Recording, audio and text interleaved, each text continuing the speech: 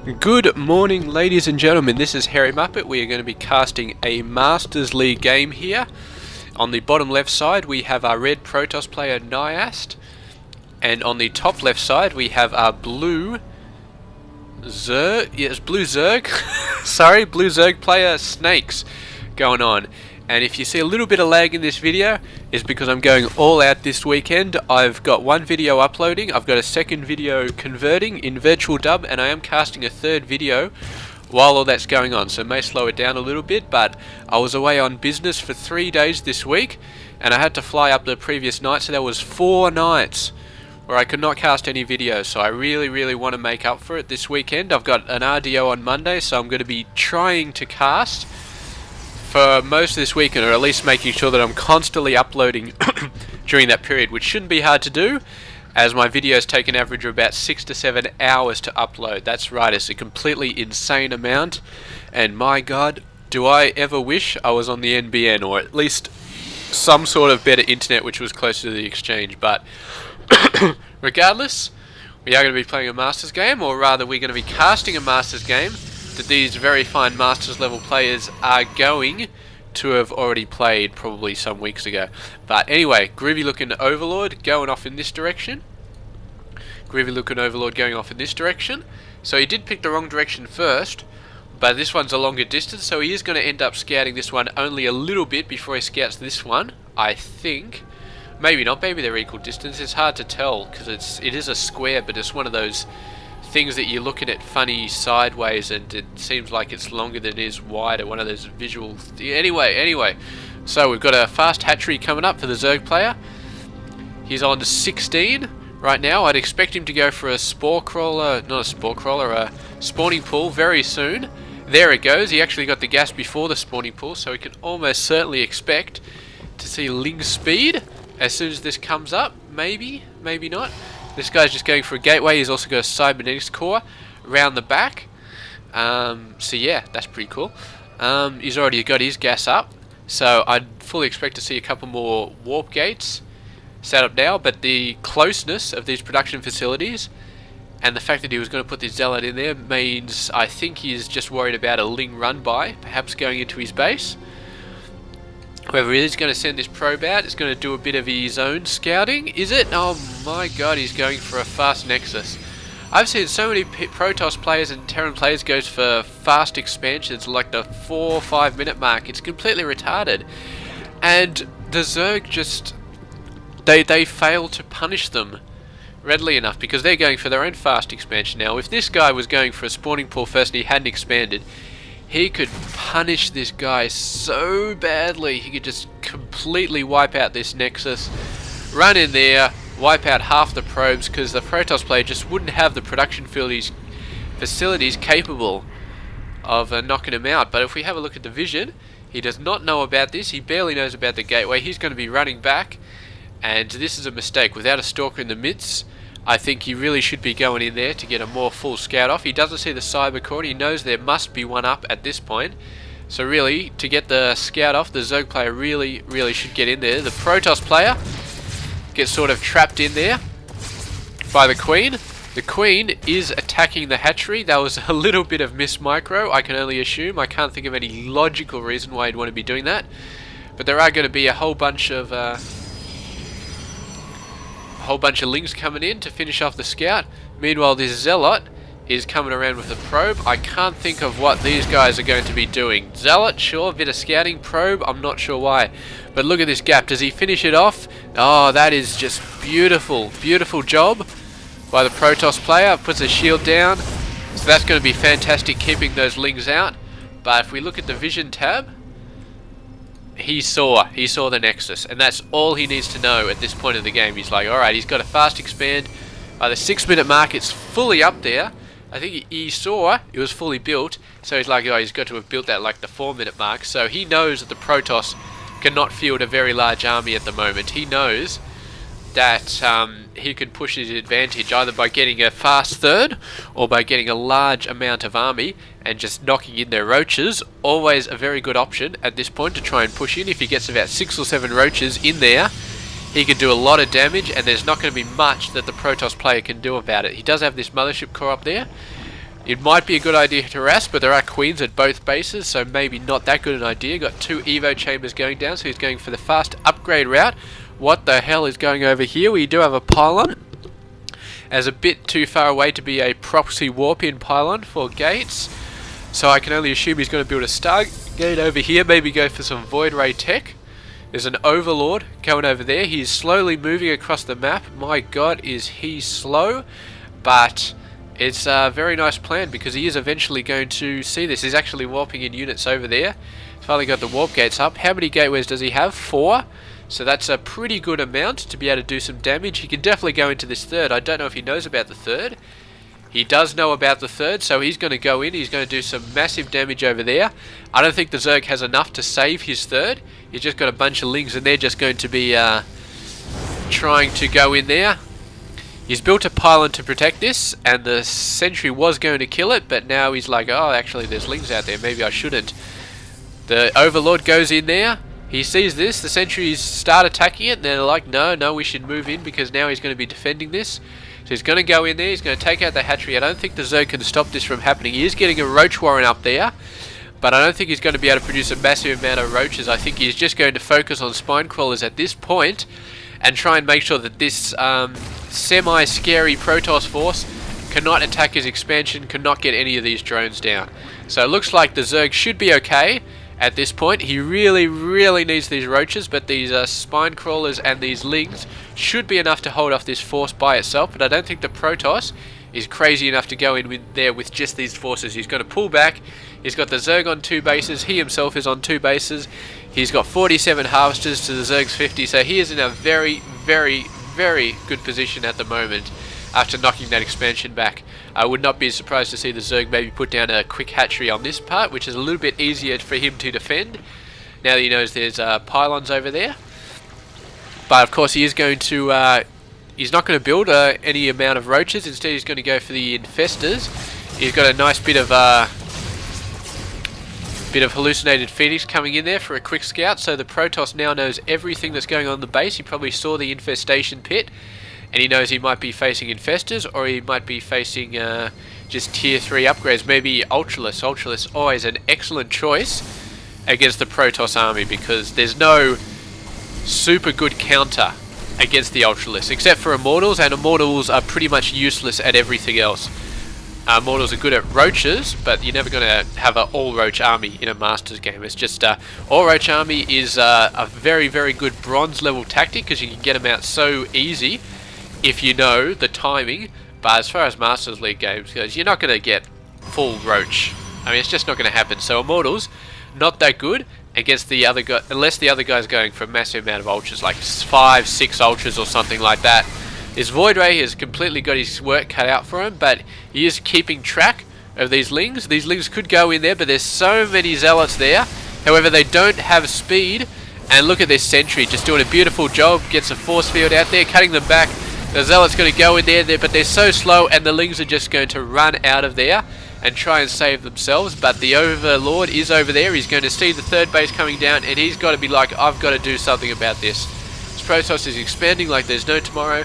I need to have a plan to get in there and do something. He's got some swarm hosts coming up, so he'll be able to plant them maybe up here, put a nice bit of pressure on this base, maybe even take out some workers with those swarm hosts.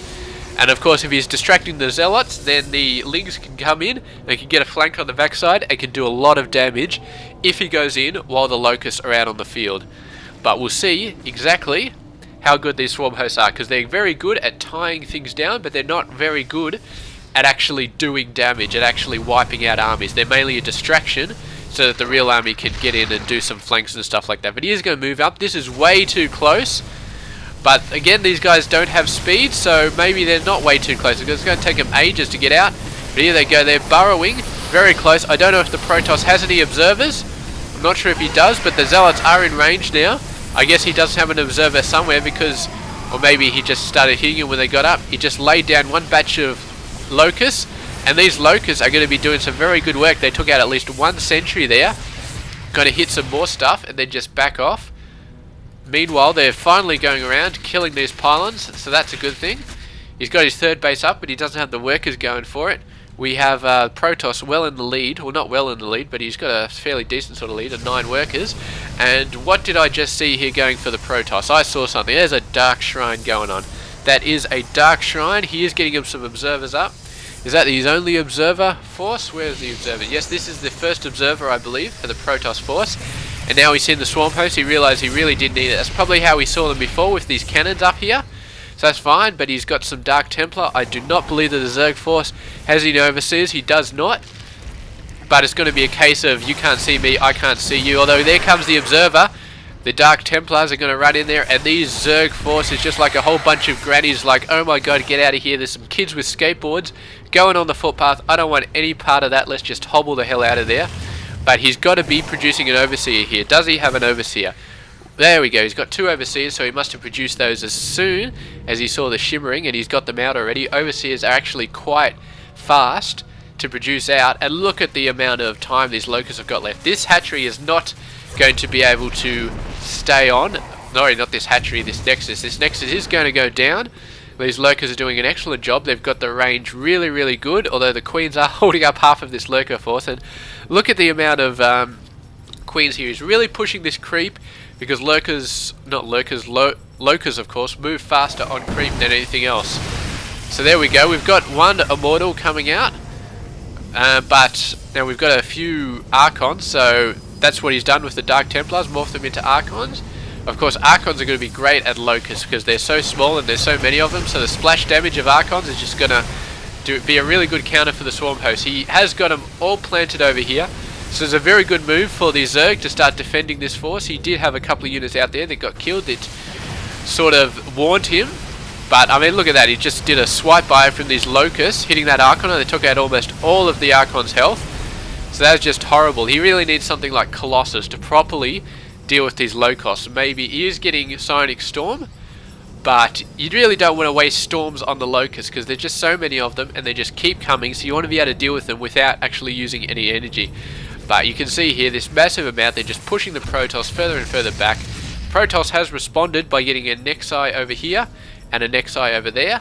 I suppose it should be a Nexus and a Nexus because Nexi is a plural, but he's getting 2 more Nexi, and one's over here and one's over there, and the Zerg is not really scouted that much over this side. He hasn't even gone over to this base in the entire map, sorry, in the entire game.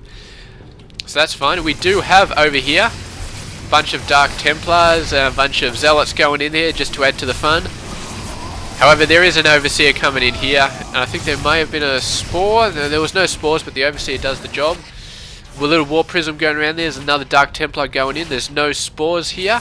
So he is going to be able to take out this hatchery, but here we go. There's some juicy drones here for that Dark Templar to go to work. And he's still attacking the hatchery. You've got to keep an eye on this. You could have taken out about 3 or 4 drones there, but he was trying to do another push in with these guys. Didn't quite happen. These locusts are just absolutely nuts. Here we go. There's the Queen hit squad going on there, taking out the Dark Templar. This amount of queens is just getting a little bit scary now.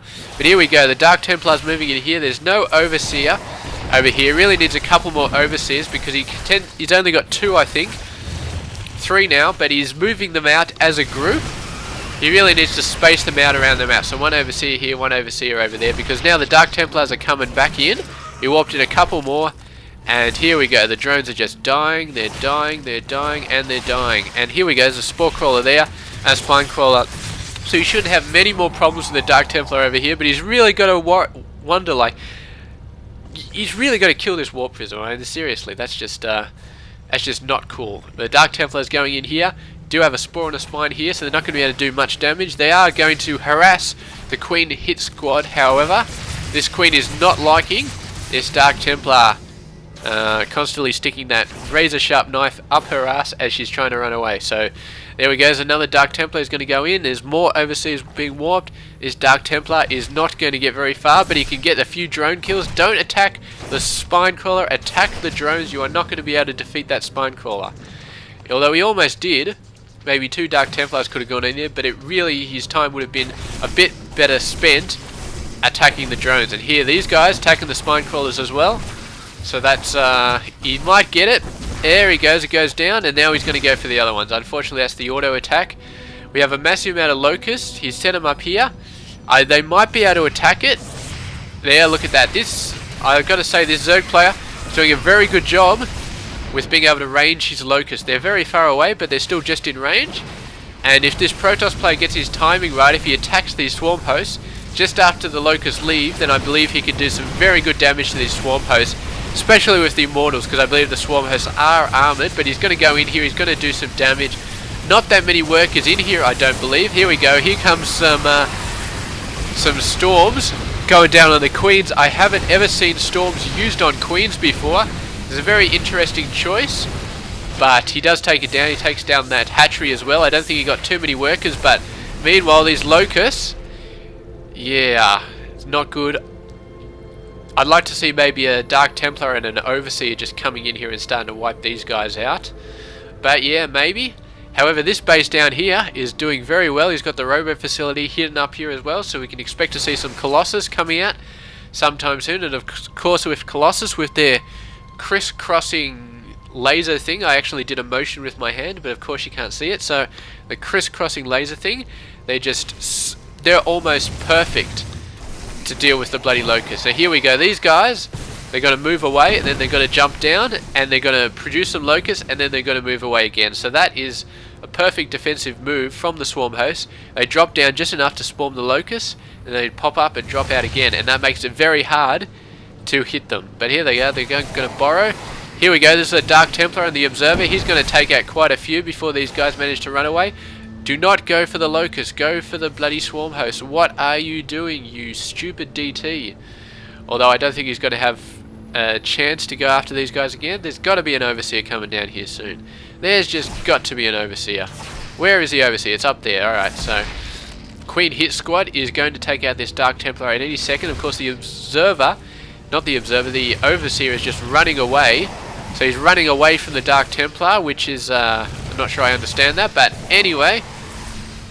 There we go, he was going for this army. So this army is going in, moving in. There's a bit of hodgepodge sort of army composition going on there.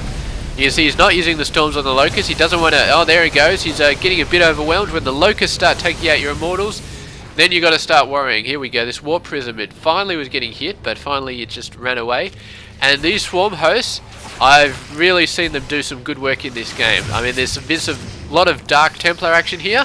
Dark Templars have done a lot of work, but these Swarm Hosts, I've only ever seen them used as a bit of harassment, a bit of bogging down the forces, but he's really done a good job with these guys in this game. And the key is to know exactly how far the Locusts can get before they die. I mean, you saw it, he had them planted down here, they were attacking this hatchery. I think they even took out that hatchery with the Locusts. That's just phenomenal. That is a good third of the height of the map that those Locusts are able to manage. So if you get the distance right, if he had planted them here, then it would be so much easier for the Protoss to go in there and wipe them out. But you plant them here, it's a bit harder for the Protoss army to get in there, because they have to go all the way around to hit them from the back, and if they hit them from the front, then they're going into the Locusts. So excellent job by the Zerg player with these Storm Hosts so far. But the Protoss player, apart from having a crap load of High Templar, he is also pushing out some Colossus now. And Colossus, I would go as far as to say, is the backbone counter to the Locusts coming out of the Swarm Host. I don't know if they're the barebone counter to the Swarm Host, but considering the Swarm Host just attack with Locusts, I would say that about 5 or 6 Colossus would completely nullify this amount of Locusts. Although they do get a bit bunched up here, so that's going to be bad. They are going to be able to attack this. They've only got a short amount of life left, but I would not be surprised to see these gateways start going down, just because there's so many of them. Look at that, all the shields just went down. These Locusts are just annihilating everything. Look at that, they got 2 weapons as well. I would not be surprised to see 3 weapons, but he is switching over to Mutalisk somewhat. I'm not sure if I agree with this. There's Archons on the field, there's High Templars on the field. Both do very well against Mutalisk. So yeah, not sure I agree at all. He is going to take down this gateway, but I guess he assumes that the Swarm Hosts are bogging down the front side of the map, so the Mutas should be able to go on the back side of the map. And here we go, look at this Roach Hit Squad going in there, going to do some very nice damage. The Protoss is so immobile, and he's completely looking over here. He's going to go in there, he's going to get some nice Storms. off on the drones, and there's a swarm host in the mineral line. That is brilliant. Absolutely brilliant. Swarm host in the mineral line. Going to be sending out locusts to bloody attack these guys. Colossus doing a very good job of taking out these swarm hosts, and he really does need to get these swarm hosts down as soon as possible. If he lets them pop off, it's going to be all sorts of pain. We have some intermediary storms going down to take out these guys. So the storms were down before the locusts even came out, and these Colossus really showing their value there. One gets taken out by the Mutalisk, but there's more than enough Stalkers to take out these Mutalisks. High Templars used up all their energy. They're going to switch over to Archons now. Archons are also going to be very good versus Locusts because of their splash damage. This base gets taken out, and the Zerg player is going to be in a bit of trouble. No, Swarm Hosts don't suck. They're good at tying things down, and the problem is with the Zerg player, I think he put a bit too much into Swarm Hosts. He used them beautifully. He used them absolutely fantastically. He shut down base after base after base with those swarm hosts. Brilliant use of them. But a swarm host by themselves will not win you the game. They cannot win you the game. They're so slow, and it's like having an army just made up of siege tanks. You can't win a game with siege tanks only, because you can just run a bunch of lings in there and wipe them out. It's not going to work. You need a mix.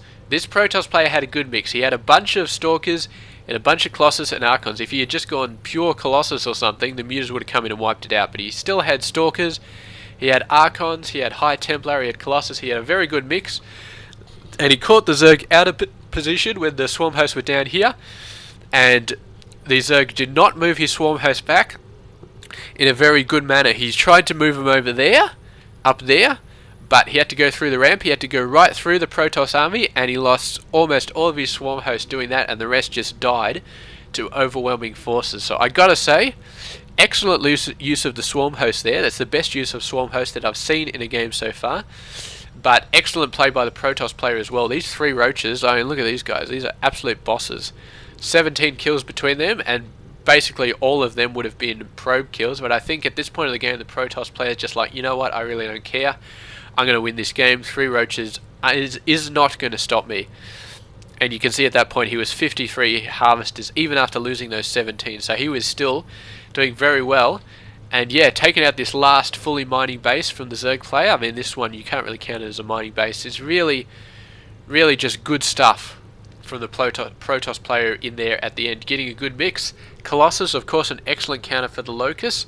But he didn't even need to use those versus Locusts, really, because the Swarm Host just ran through too far and just got themselves wiped out. If the Swarm Host has sort of set up down here and sent a wave of Locusts up there, I'm guessing that the Archons and the Colossus would have had their hands filled dealing with them, but I believe they could have dealt with them, and meanwhile leaving the Stalkers free to just wipe out these base and the Mutas. And I think the Protoss would have still done a bit better, but bit of a blunder there by the Zerg player. Just leaves the Protoss with almost no losses in this army, instead of the relatively decent amount of losses which he would have taken if those swarm hosts had attacked him correctly at the end of the game. But anyway, that is the end of the game. This is a fantastic game. Swarm hosts are awesome.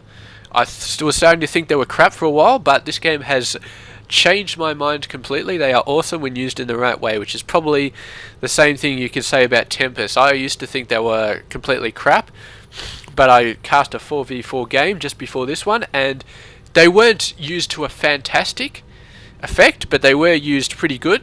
It's the same thing as Swarm Hosts. If you get the range right, they're awesome. They really are. You can go on the other side of cliffs and hit harvesters on the other base. It's just awesome. So anyway, I've said awesome way too many times, but this game is awesome. Thank you very much for watching. This has been Hairy Muppet, and I'll catch you guys with my next game.